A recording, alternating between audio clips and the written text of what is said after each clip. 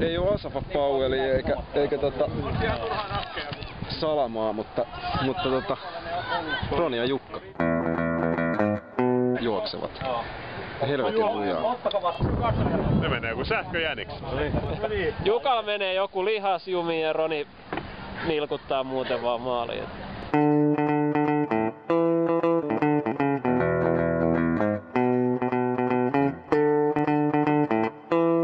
Vuosisadan urheiluspektaakkeli. No niin, Ari, nyt Aaltoon. Aaltoon. Onko se videokuvaa vai? Joo. En mä mitään videokuvaa. Korttapeli on valmistautunut tähän kisaan. Ihan hyvin tässä, ei hassu.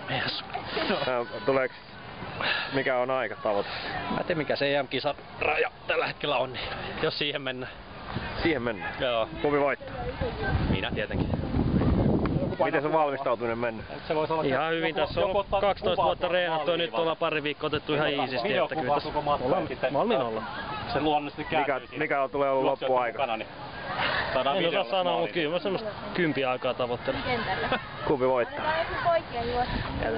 Jätetään toi yleisölle. Kyllä mä uskon, että Roni voittaa. Mulla onkin rahat kiinni siinä. Eikä Korhosta, se on massaa enemmän, mutta se on voimaa. Kumpi voittaa? Kantaa. Kumpi voittaa? Jukka vai Roni? Varmaan komppaa isäänsä. Leijona. Leijona. Mä laitoin rahat sen puolesta. Paljon 100 €. Jukan vahvuus on siinä niinku 30 ja 50 metrin välillä. No mä kattelin tossa, että Roni mun mielestä vähän venytteli liikaa ja sillä, että silloin lihakset ehkä vähän liian rentoina tässä varten, että Jukka tulee viemään. Roni kevyempänä urheilijana sitten rullaa noin kalkkiviivoilla. Loppuaika. 13.86. Oho. Kyllä mennään alle 15. Riippuu siitä, että kuka laskee ja miten se mitataan.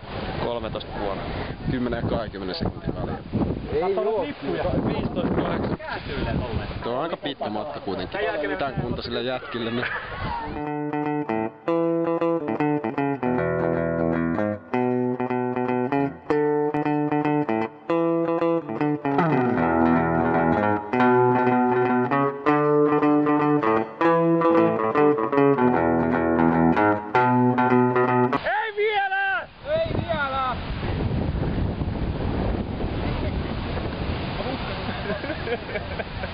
Tosielämän draama. Tekniikka petti.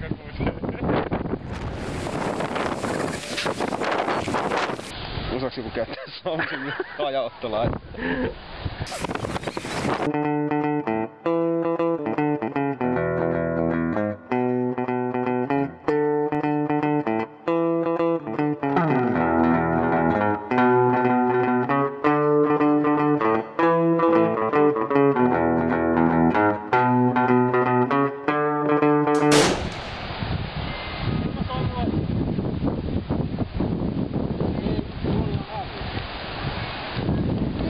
Mitä toivoa? Roni lykkuu! Poppas ihan täältä. Se meni ihan väärin.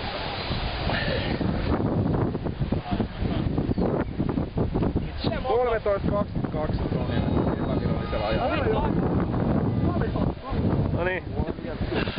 Miltä se nyt tuntuu? Hyvä. Jukka on pahoilla, niin mä en saanut aikaa.